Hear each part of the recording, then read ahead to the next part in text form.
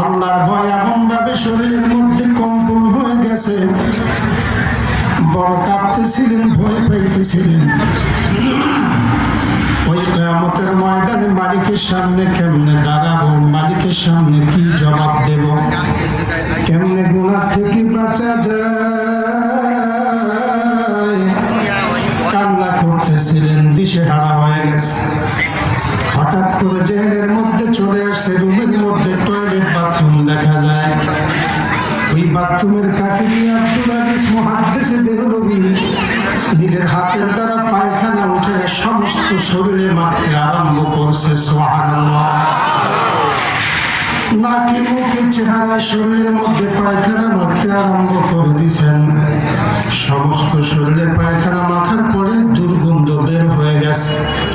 সুন্দর রমণী সাজু গুজু করে সুন্দর শাড়ি পরে মেকআপ করে যখন রুমের তালা খুলে ভিতরে প্রবেশ করলেন, দেখেন তাগড়া যুবক আব্দুল আজিজ মুহাদ্দিসে দেহলভী দেওবন্দ মাদ্রাসার প্রথম দিকের ছাত্র, গায়ের মধ্যে পায়খানা মেখে দুর্গন্ধ শরীর থেকে সমস্ত শরীরে পায়খানা মাখছে।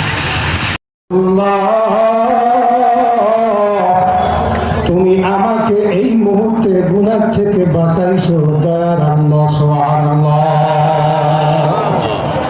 গুনাহ থেকে বাঁচাইতে পারে কে? জোরে বলেন।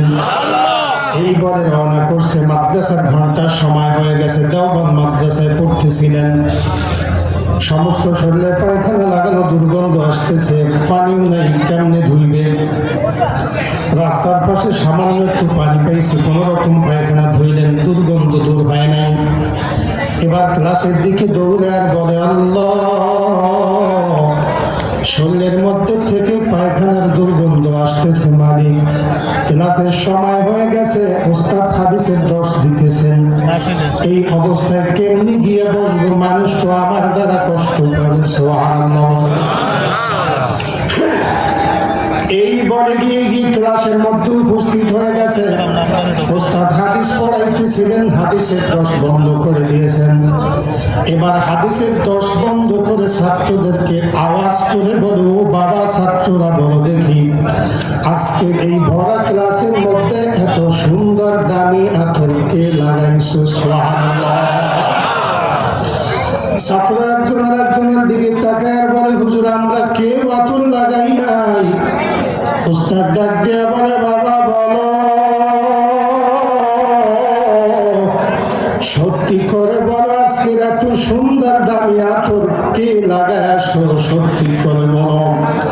ছাত্র বারবার বলে, উস্তাদ জি আল্লাহর কসম আমরা কেউ আতর লাগাই নাই। পিছন থেকে একটা ছাত্র দাঁড়ায় বলে, উস্তাদ জি যদি অনুমতি দিতেন একটু কথা বলতাম। বলে, বলো বাবা তাড়াতাড়ি বলো। বলে, উস্তাদ জি শোনেন, আমাদের বড় ভাই আব্দুল আজিজ আজকের ক্লাসে দেরি করে আসছে। আপনি হাদিস পড়াইতেছিলেন, ঘন্টা চলতেছিল। আব্দুল আজিজ মুহাদ্দিসে দেহলভী সে আমার পাশে এসে বসে।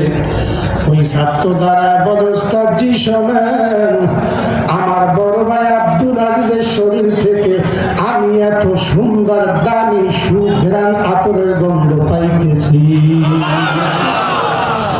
উস্তাদ ডাক দিয়ে বলে, আব্দুল আজিজ দাঁড়াও দাঁড়াও দাঁড়াও। আব্দুল আজিজ দাঁড়া গেছে, সুখের থেকে বেয়ে বেয়ে পানি পড়তেছে। ডাক দিয়া বলে, বাবা কেন কান্দো, কি হয়েছে বলো দেখি? তোমার শরীর থেকে যেই সুঘ্রাণ পাইতেছি। ওস্তাদ বলে, ও আব্দুল আজিজ শোনো, তোমার শরীর থেকে যে আতরের গন্ধ আমি পাইতেছি, এটা দুনিয়ার কোনো আতর না, এটা জান্নাতি সুঘ্রাণ আসতেছে।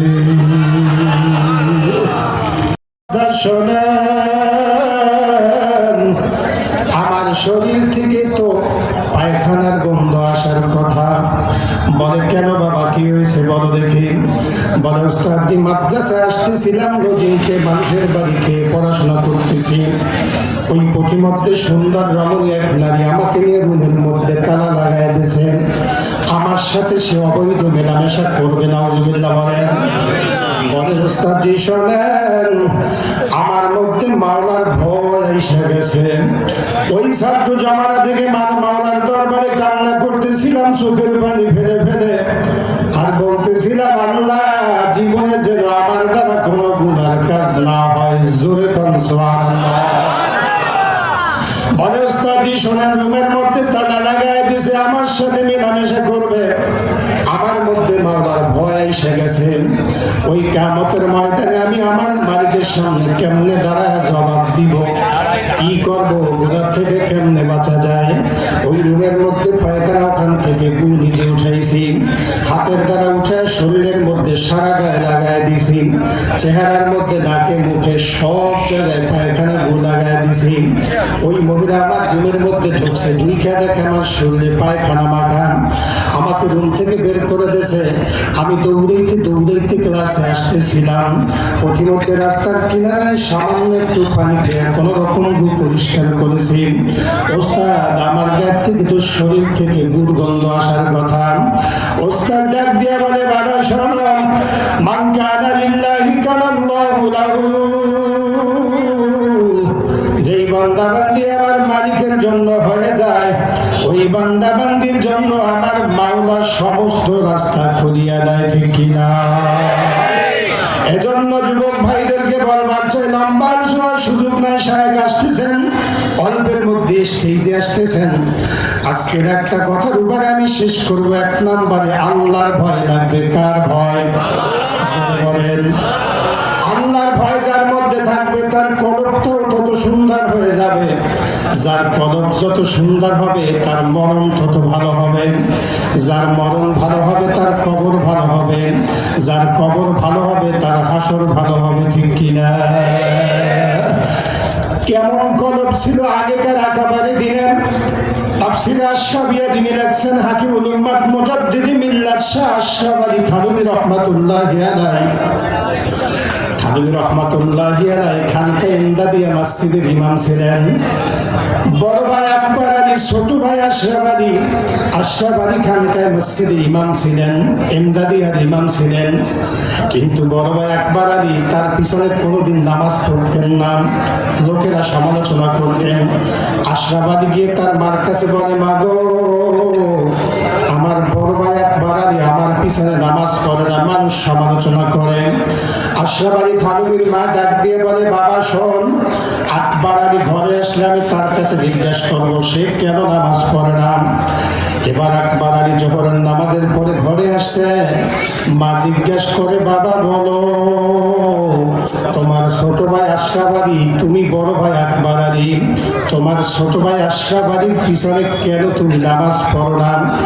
আকবর আলী বলে, মা আমার ছোট ভাই আশরাফ আলীর পিছনে আমার নামাজ পড়ে না অনেক কারণ, তবে বলে বাবা কি কারণ, দুই একটা আমার কাছে বলো দেখি।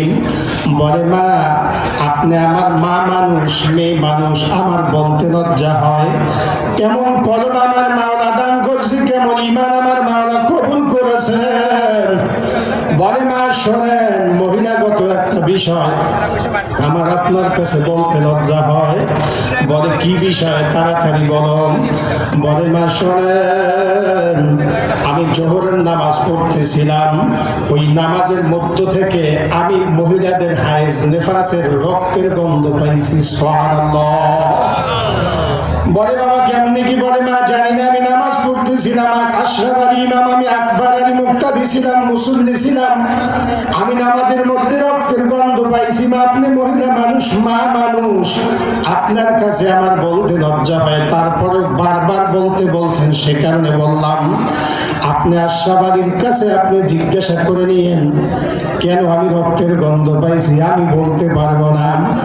আশরাফ আলী মসজিদ থেকে ইমামতি করে যখন বাসায় আসছে, আকবর আলীর মা জিজ্ঞাসা করে, বাবা সত্যি করে বলো, তোমার আকবর আলী বড় ভাই তোমার পিছনে নামাজ পড়ে না, জোহরের নামাজে তুমি ইমামতি করতেছিলা, আকবর আলী তোমার বড় ভাই, ছোট ভাই তুমি, সে মহিলাদের হায়েজ নেফাসের রক্তের গন্ধ পাইছে, ব্যাপার কি বলো দেখি। আশরাফ আলী হাও মাও করে কান্না শুরু করিয়া দেশে, চোখের পানি ফেলে ফেলে কান্না করে, আর বলে, মা আমার বড় ভাই আকবর আলী সত্যি কথা বলেছে। মা দীর্ঘদিন পর্যন্ত আমি একটা মাসালা নিয়ে গবেষণা করতেছিলাম, মহিলাদের হাইজ নেফাসের একটা মাসালা নিয়ে। বা জোহরের সময় আমি মাসালাটা গবেষণা করতে গিয়ে মাসালার সমাধান আমি খুঁজে পেলাম। আমার বড় ভাই আকবর আলী সত্যি কথা বলছে, সে মহিলাদের হাইজ নেফাসের রক্তের গন্ধ পাইছে। সুবহানাল্লাহ। আল্লাহর ওলিরা আল্লাহ না, আল্লাহ ছাড়া জুদা না, ঠিক না বেঠিক? যারা আল্লাহর ওলিদের গালি দাও তাদের কপাল পড়বে, ঠিক কিনা? আওয়াজ করে বলেন।